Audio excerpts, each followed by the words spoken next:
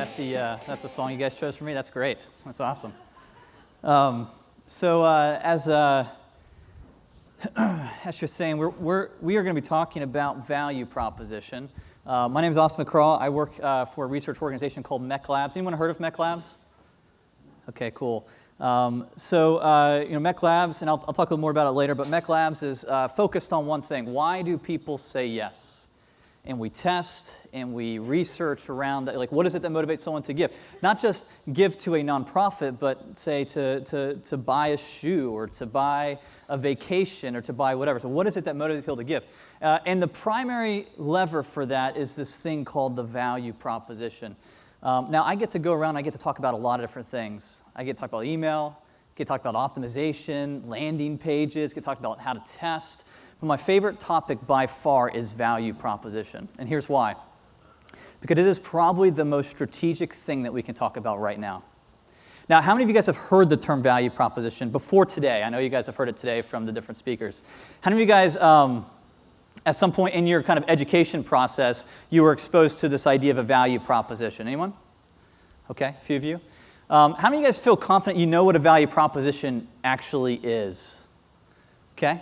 Okay, not as many hands that round. That's okay. We're going to talk about that. We're going to talk about the value proposition and how you can leverage it essentially to drive more donor response, new donors in particular. But before I do anything, I want to do something a little crazy. Okay, you should have something in front of you right now. Hopefully, everyone has one. There's a little blank sheet of paper. Go and just find it. It's okay. Listen, they put keynote speaker next to my name. Let me just forewarn you, I'm not a keynote speaker. I know those will be like very inspirational. I know you guys have had awesome keynote speakers this morning. I've watched a lot of them. They were very inspirational. I'm a teacher. And what I want to do, and I think the reason Tim and the Next After crew brought me here was to really get our hands dirty and work together on value propositions. I really don't want this to be a one-way dialogue or monologue. I really want to talk a little bit. And so the first part of that is I need you to do me a favor. And I know this is, usually you start with a joke or some story or something. I'm not starting with that. I want to dive right in, okay? Do you guys all have that sheet of paper? Okay, here's what I want you to take a moment, maybe a minute, okay? I'm going to give you a minute, and just write down your organization's value proposition. Okay, why would someone support you? Just write it down. I want everyone in the room to do it, okay? And I don't want you to type it. It's important that you guys actually write this down. I want it in your handwriting, okay? Write it down on this sheet of paper, just real quick. Don't cheat. Don't use your neighbors. Don't lean on them. Just write just on the blank sheet of paper. There's one paper in there that has that's got forms. We're going to do that later. We're working towards that. But right now, just on the blank sheet of paper, just write down your value proposition. The blank sheet of paper, real quick.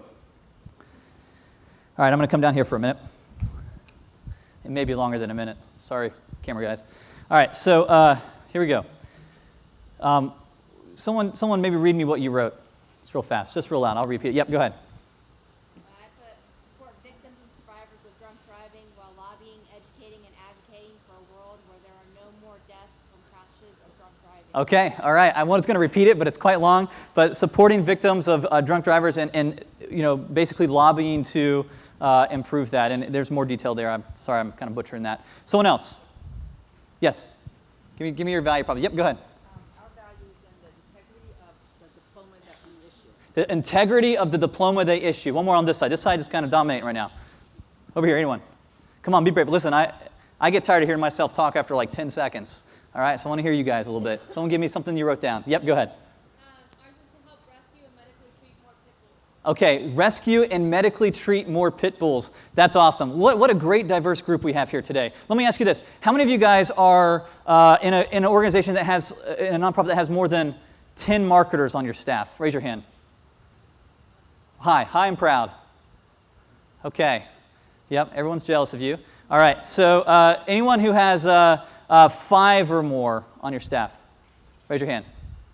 Okay. How many of you guys have less than 5? How many of you guys are like the one person that's responsible for marketing on your staff? Raise your hand. Yeah, and probably operations and leading and all those different codes. Yeah, absolutely. Let me tell you this. Whether you're a marketer in a huge group, whether you're just a part of a marketing department, or you're leading the whole organization, the number one most strategic thing that you can get right is this value proposition, what you wrote down right now.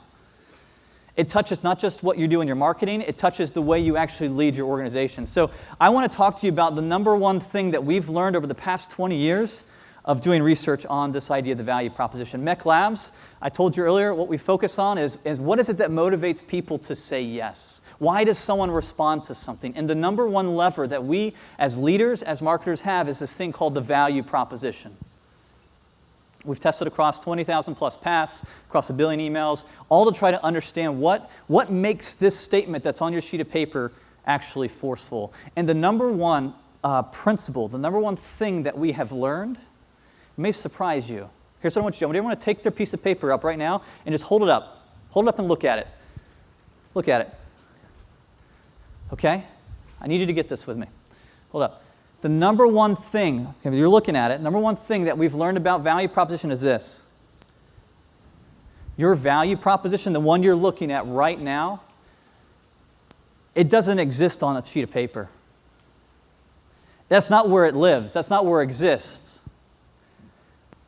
It exists somewhere completely different. So what I want you to do is I want you to do the hardest thing it is to do as a marketer or as a leader of an organization. I want you to take that sheet of paper right now and with some gusto and with some boldness. It's after lunch, right? I want you to take that sheet of paper right now. I want you to crumble it up. Crumble it up. Just crumble it up right now. All right. Now, I heard some real good crumbling, okay? But I just want you to launch this sheet of paper just right now. Just get rid of it. Just take it and just throw it, okay? Your value prop is not on that sheet of paper, not at me. This will actually make a really good speaker reel. You know, you're up here and people are throwing paper at you. No, but here's the deal. We need to shift our framework because right now as marketers and as marketers and nonprofits, either we're assuming our value proposition or we think that we control it. We think that you write your value proposition on a sheet of paper or in an email or on a landing page. That's not where your value proposition is written. Here's what you need to know. Your value proposition, it's not a vision, it's not a cause, it's not a mission statement, it's not a slogan on your website, it's not an image, it's not a tagline, it's not a business model. Your value proposition is a reason. And it exists in one place and one place only, as in the mind of your customer. And as marketers, the number one hardest move for us to make is what you did today, right now, where you are shifting from what's on your paper and thinking about your value proposition in terms of what you see, in terms of your marketing collateral, and actually thinking about getting your value proposition actually in their mind. And we're going to look at pages, I'm going to show you this, but here's the deal. You're answering a question in their mind, and this is the question that's going on. If I am your prospect, your ideal prospect, why should I support you? Rather than, and you can fill in the blanks, but why should I give to you? Let me do this. Look at this page. Now, this is a wonderful organization. We'll talk a little bit more about them later. This is Will Creek Association. Great organization, great cause. They are, they're all about raising up the next generation of leadership. But I want you to look at their page right now. I want you to ask yourself, what is the reason that this page is conveying for you to potentially support this organization, this cause?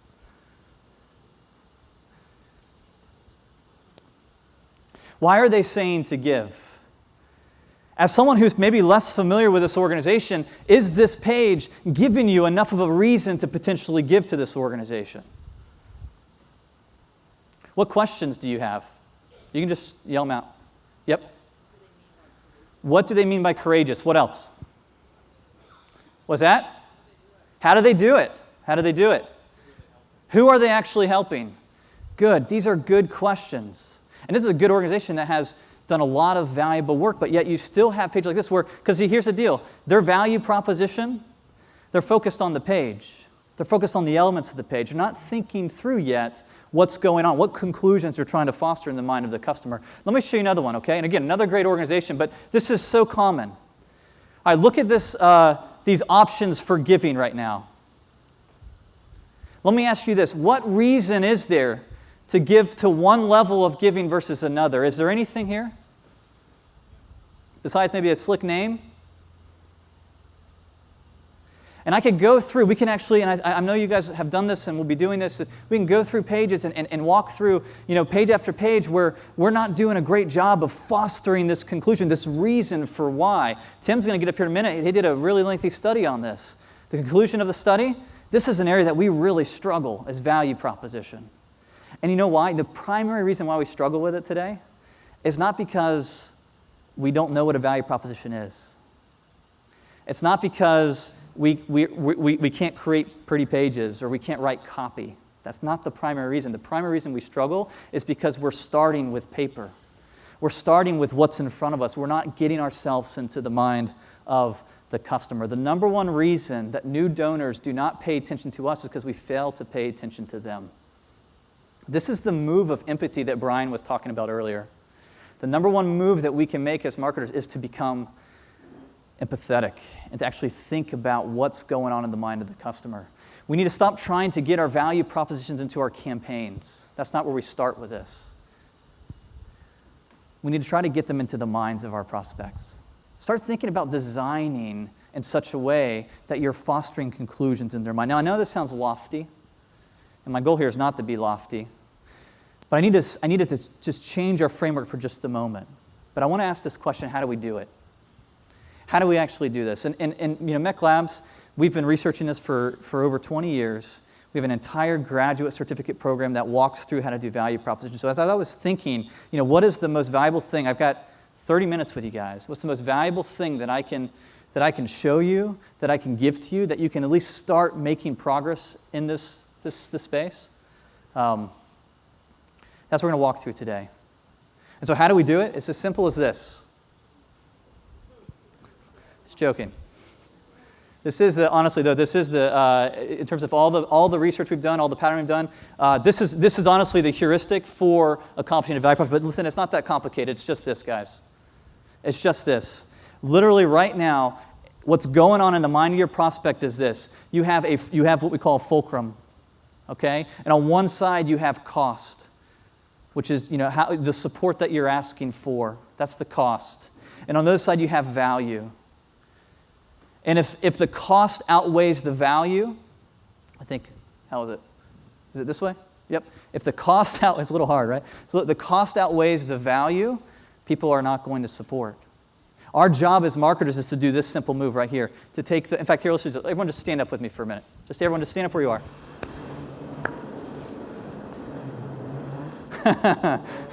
All right. Put your arms out. Let's do this. All right. We're all going to become marketing fulcrums for a minute, okay? All right, this is it, all right? So we got cost on one side. Okay, this is going to be the cost side, okay? And this is going to be the value side, all right? All right, so we got cost on one side and value. Right now, the majority of our campaigns, based on the research, based on every time I go speak somewhere, if we were to sit down and look at all the value propositions that were written down and thrown away, the primary issue is right now, look, this is our issue. The cost is outweighing the value, okay? That's what's going on. What is our job as marketers? Yeah, it's literally we're not going to do anything with the cost. We're just going to add weight to that value, okay? Let's do it again. Back this way, all right? One more time. This is marketing wrapped up in one motion, okay? Here it goes. Ready? Boom. All right, settle down. You guys, marketing Pilates. You guys didn't know we were going to do that today. I didn't know you guys would actually do it. That's great. So the way we do this, okay, is first and foremost, we got to start with the mind. And our research has indicated that a strong value proposition, the way you add weight to this side, is you work to foster 4 conclusions, just 4. A little bit later, you guys are going to be going through an exercise that we've kind of worked out at MECLABS. You're going to go through an exercise that's going to lead you through these 4 conclusions, okay? But I need to give them to you. I need you to understand them before we get there, okay? So the 4 conclusions for adding weight to it. Now, we're going to stay in the customer minds here as much as we possibly can, all right? All right, here we go. 4 conclusions of effective value proposition. First one is this. The first thing that we have to get our prospect to say, our prospective donor to say, is I want it. I want to donate. I want to support. I want to give. I want it. Now, this may be a little bit counterintuitive because oftentimes, and I think, with working with a lot of nonprofits, the one thing that I have noticed is that there is maybe the one fatal flaw in this area for us is nonprofits. We have some wonderful causes that we are a part of, that's why I love working with nonprofits. Some wonderful causes. But it's almost like we assume that our passion for those causes are going to ooze on to our prospective donors. That our prospective donors should be just as passionate about our causes. Like we assume that they want it as much as we want it. But that is rarely the case. I'm going to show you a button. Many of you may have this button on anyone have this button on your website somewhere? Yeah, a lot of you guys have it. It's fine. What's wrong with this button? Anyone? Good. Here's what's wrong with it. No one woke up this morning going, man, I really want to donate today. That's the problem. Now listen to me, because there are people who get up and want to donate. But no one woke up this morning and said, I want to donate because, by golly, I just want to donate. There's a reason why someone wants to support, and it's not to donate. To donate is a means to an end.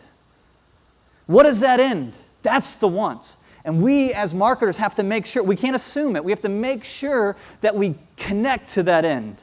Does that make sense? Let me show you an example. Now, this is not a nonprofit. I'll show you some nonprofits in a minute, but this is one of the most interesting case studies we've ever run at MECLABS. It was a headline test. And we were working with an organization that was trying to get people to take surveys. All right? Trying to take surveys. And we played with, I want to say it was like 10 to 12 different headlines. And here are a sample of the 4. Now, look at them for a minute and ask yourself, if for some reason, if you're on a team or you're, and someone brings to you these 4 headlines, which one do you go with? Don't say, but just think about it. Get the answer in your head. I want to show you something. When we ran the 10 headlines, the pattern that emerged when we looked at the results is absolutely astonishing. And it's hard to see it on the screen right now, but look at that top headline. Get paid to take free surveys. The second one, here's your first survey. The third one, get paid. The fourth one, get rewarded. The fifth one, surveys. Win cash and prizes. Anyone see a commonality in those top winning headlines? Okay, I hear short, I hear benefit. Do you see a common word? Paid. Get. Now listen. I've been asked many times when I show these, and I can show you call to actions that do the same thing. Is there something magical about the word get? You know what's funny? There's nothing magical about the word get. There is something very magical about the mindset of get. When you use the word get, it forces you to think about not what you get. You see, donate now is all about what you want them to do. That's what we want them to do. When you use the word get, it forces you to think about what they actually want to do. Now, let me show you an interesting case study. But you know what? We did some research around what actually motivated someone in their kind of normal demographic to give. We did a survey with them. And I think this may be, you may expect this, but we asked people, we just got on the phone with them, we asked them, so what is it that motivates you to give? Why do you, some of their best givers, what is it that motivates you to actually give to CBN? And a lot of the answers were very noble. Very, very positive, right? They said things like, I want to help others. I want to bring wells and clean water to people. I want to help more people. I want to help children. I want to give because of the ministry that this organization does. My guess is that many of you would expect the kind of similar answers from your people. But look, we actually tested this, right? So we actually tested 2 different approaches. One that was about impact. One was about, give because it's going to make a difference. It's going to impact children's lives. And then we did one that was about just, hey, you give, and we're going to give you a DVDs with some information, a premium. Which of these do you think generated more response? 78% more response on the premium. Now listen, I'm not telling you that we need to forsake, impact message or anything like that. I'm just trying to say that, sometimes not even our donors know what it is that motivates them to give. Now let me show you another one that kind of counters this example, okay? This is with an organization that does Alzheimer's research. But the same principles at play. It's all about getting to what they get from donating, what they get from, remember, we got to foster the conclusion. Your value proposition must foster the conclusion, I want it. So here are 2. The first one on the left focuses on the organization and wonderful things about the organization. You know, how many researchers, where the money is going. I mean, many things that we would think we need people to see and to know before they can donate. The second one was a story about an individual who was suffering from Alzheimer's and how the research is going to help real people like this. Which do you think drove more response? Which one's more get-focused? The second one. And it drove a 54% increase in response. My main point in showing you these case studies is this. A donor does not cease to be human when they start donating. We are all humans. And our natural first kind of emotional move as humans is to think about what we get from our actions. What will I get from this? It sounds bad, but it's actually not bad. It's normal. The first impulse of a marketer has to be a little bit different. In some sense, we have to let go of what we want for a moment and think about, if we're going to be effective marketers, we have to, in some sense, let go of what we want for a moment and think about what our potential donors or supporters want. Does that make sense? Okay. Because donors don't stop being humans. For most donors, the act of giving is still, this is an interesting discovery from our research, the act of giving is still an act of receiving. So not consciously motivated by return, they wouldn't say it. All the surveys we've run, they won't say it. But the average donor does subconsciously calculate, what am I going to get out of this? And then finally, if you want to think about it and give you a little bit of a framework, and I don't have a whole lot of time to go into this, but there are three ways you can think about, okay, as we're looking at our value proposition today, as you guys go through the exercise of evaluating the value proposition, there's three things to measure how much does it appeal, how much want does it have? It's relevance. Is it actually relevant to the individual life? Right, the reason why the CBN incentive worked is because it was speaking to, it had content, things that were speaking to what was relevant in their lives right then and right there, and that's what potentially drove them to respond more. The importance of it, and then finally the urgency of it. I want you to think about it this way for a minute. I know these. I wasn't going to spend too much time here, but just so it goes crystal clear in everyone's mind here. So just thinking about these words, relevance, importance, and urgency. An example that I typically use with this is, it's a little silly, but it just helps, I think. You guys can tell me afterwards if it helps. Imagine today I'm walking down that cool street over there, the Stockyard Street. And I'm just walking down the street. Actually, I was just doing this, walking down the street, and all of a sudden, out of the corner, there's just a strange guy pops out of the corner, and he says, "Hey, I have a jacket just like your jacket. I want to sell it to you for $500. Will you buy it from me?" Do you guys think I'm going to buy it? Nope. Why? Okay, I already got my jacket, I don't need it. Now let's just change the story just slightly, okay? Let's add some relevance for a minute. Let's say 5 minutes before, or let's say 5 seconds before this strange guy pops out with offering a jacket, I slip and I fall on the brick and I completely rip my jacket. Now he comes out and he says, I have a jacket here that looks just like your jacket, would you like to buy it? $500. Am I going to buy it? No, okay, but what am I maybe more likely to at least consider it? Why? What have I added? Situational relevance. Oh no. Speaking of relevance, I've lost the clicker. Did anyone see where I put it? Okay. I will do that 3 other times before today, okay? I will give a reward for anyone who can help me the most keep up with my clicker, all right? All right, let's change the story a little bit more though, okay? So let's add some importance here. What if I told you I was not just walking down the street before I slip and fell, but what if I'm walking down the street and I'm headed to my annual review with my boss or the board? Now the guy coughs out and he says, "Hey, I see you ripped your jacket. It's a relevant offer here. Would you like to buy one from me? I have one just like it for $500. Am I going to buy it?" Okay, maybe, all right? So but what's happened? We've improved not just in relevance now it's connected to something important in my life. My livelihood, my passions, whatever it may be. Now let's add a third. What if I told you that meeting was in 5 seconds? Or a minute from now. I'm late to the meeting. He pops out and he says, $500 for a jacket. What am I going to say? Yeah, what have I added? Relevance, importance, and urgency. Listen, we have to find ways in our offers, and guys, listen, it is an offer. The offer, you're asking them to donate, it is a product. It is an offer. We got to find ways to make sure we're connecting to what's relevant to them, what's important to them, and what's urgent in their life. Does that make sense? All right, so that's the first one. I want it. I'll give you some questions at the end that'll help think through it. This is a really great case. I won't spend too much time on this. Now, this is cool because this was part of the survey. So remember, I showed you this image of this, why would someone give from one level to another? There's no reason. There's no I want it, right? So we interviewed them. We asked them we saw that they were motivated by premiums. We said, what kind of premiums are you interested in? We surveyed them. We got like hundreds of premiums, and we weighted them using something we call PVD in our office. And essentially, we created this page. We took it and we create unique levels that at each level we're offering them something that's relevant in their life to speak to their spiritual walk. The first level, they get a piece of content. The second level, they get access to more content. The third level, they get a unique piece of content for their grandchildren. If they want to keep giving larger, we have these more kind of exclusive offers. I understand that none of these are probably going to be relevant to you, right?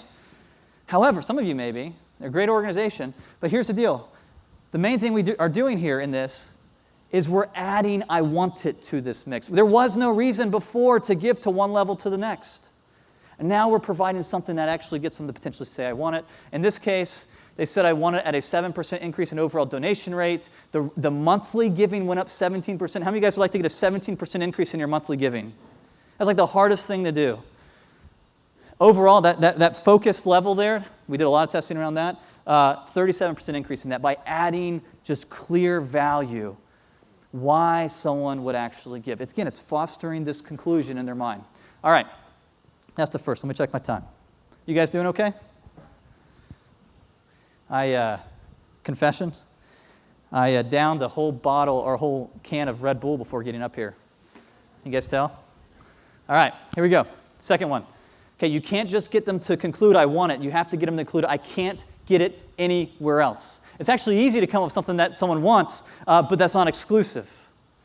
And it's even easy to come up with something that's exclusive that no one wants. Let me give you an example. So I have a cup here, all right? It's a cup of oxygen, all right? It's a genuine cup of pure oxygen, all right? How many of you in this room want some oxygen? Everyone should be raising their hand, right? Would you guys agree that oxygen, you want it? It's appealing, right?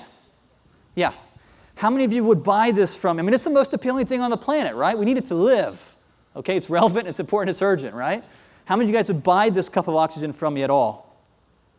No. Why?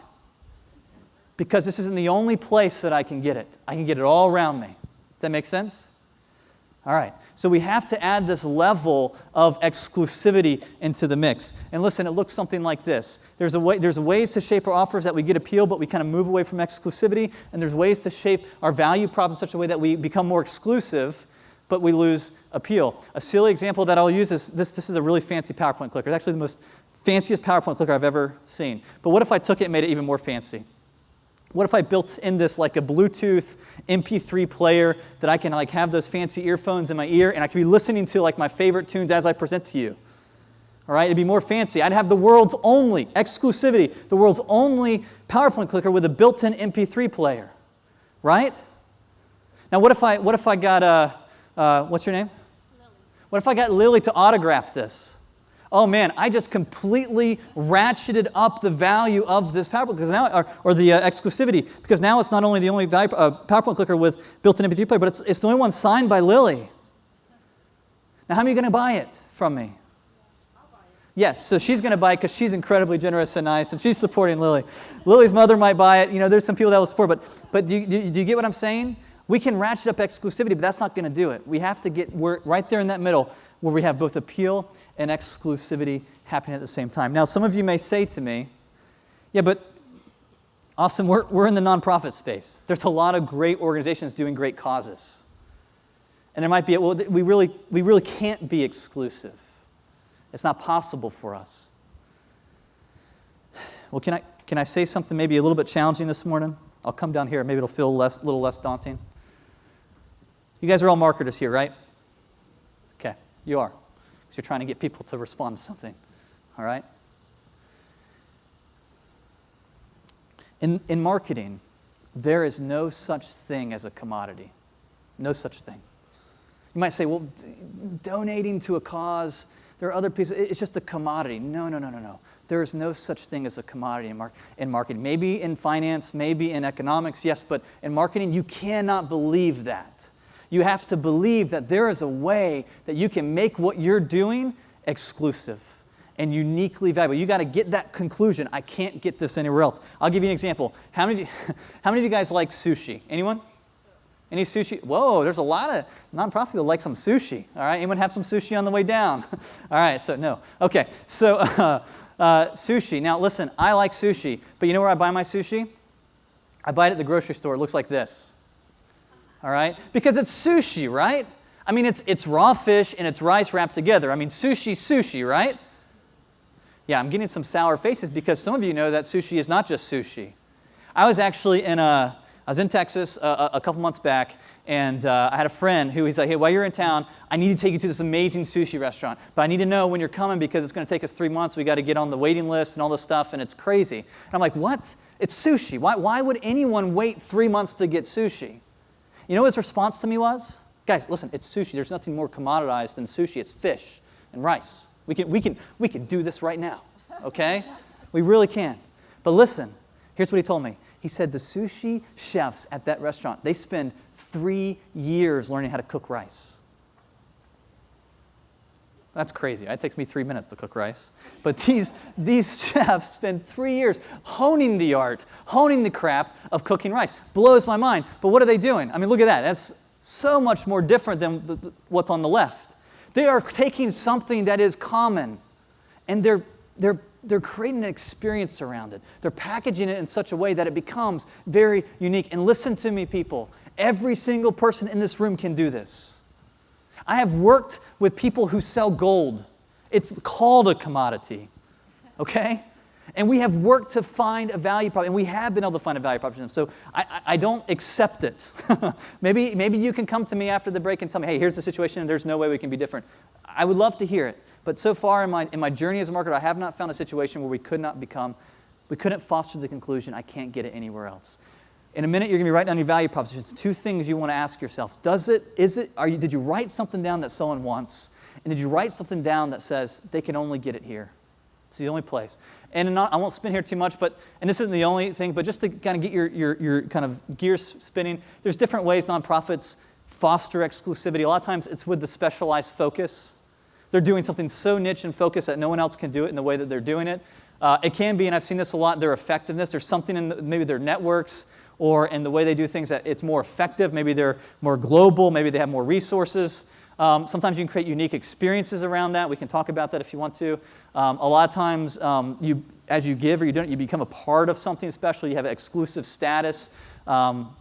Locality is big. Locality is particularly big with millennials, and then also affiliations. So I'm watching my time. I'm falling a little behind, but these are some ways potentially that we can become exclusive. Yes?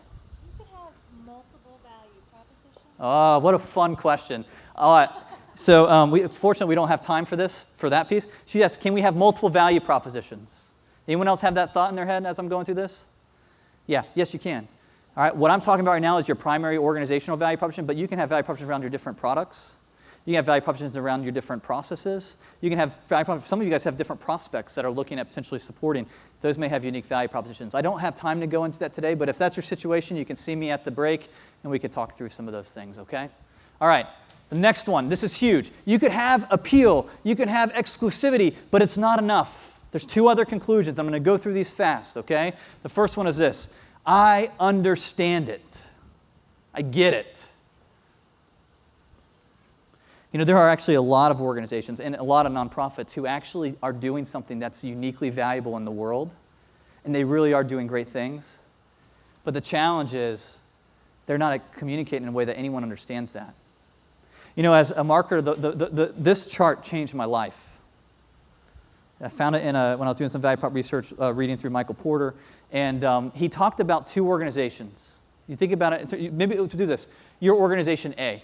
Okay, your organization's organization A. And your actual value, you have appeal and you have exclusivity, you have I want it, I can't get anywhere else, and it's high.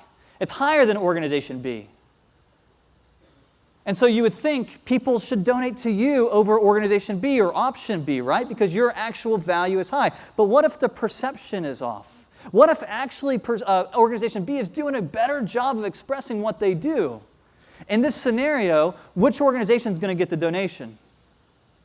A or B? Which organization is a better use of the money? A. Now listen, this is the glory of marketing. Now I know you get this because you guys are working for causes, but even for-profit marketers should get this. Our job as marketers is to take that green box, that green level, and raise it up. It's actually very honorable because we want to communicate with clarity what is the most valuable option for our prospective donors. Does that make sense? Now, we looked at this case study earlier, and I'll just go through this fast. Look at the headline: Give, create a ripple effect, and unleash a movement of courageous leaders. It's got a really, it's a really pretty thing, right? It's got the hand's dripping water. It's kind of connected to ripple effect. We're talking about creating a ripple effect. But guys, here's the honest truth. What in the world does that mean? I have worked with this organization. They are amazing. They do amazing things. They host the largest leadership summit in all the world. This year they had over 300,000 people attend, and they're reaching people in the third world. And their whole mission is this idea of when a leader improves, the whole community improves.